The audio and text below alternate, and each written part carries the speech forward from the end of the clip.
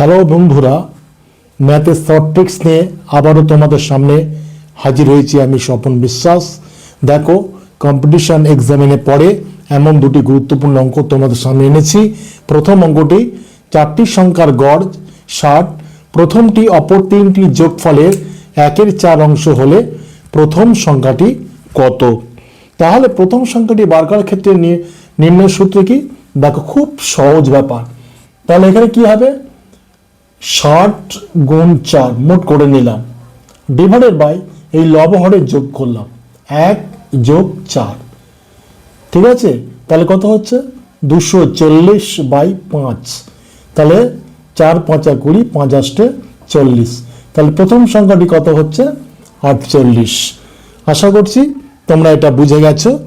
12টি পেন্সিলের ক্রয় মূল্য 8টি পেন্সিলের বিক্রয় মূল্য সমান, লাভের হার কত?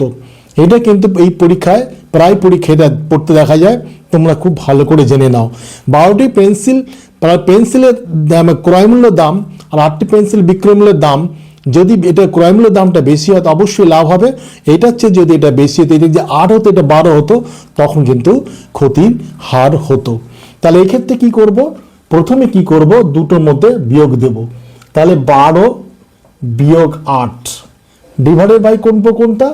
যেটা যে যতটা বিক্রয় করেছে, যে বিক্রয়ের সংখ্যাটা ভাগ করব, ডিভাইডেড বাই 8 ইন্টু 100। এটা যদি ছোট হতো, এটা যদি বড় হতো, তাহলে কিন্তু ক্ষতির হার হতো। এটা বেশি এরকম বড়, যাই হোক না কেন, বিক্রয় যেটা করে তার সেটা নিচে দিয়ে ভাগ করতে হবে। তাহলে কত হচ্ছে? 4 8 ইন্টু 100 সমান সমান 2 সমান 50%। বুঝতে পারছো?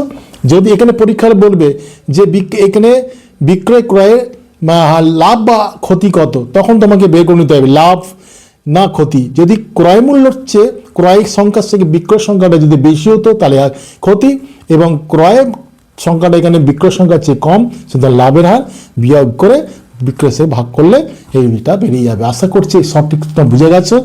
যদি ভালো লাগে অবশ্যই সাবস্ক্রাইব করো। আজ এই পর্যন্ত।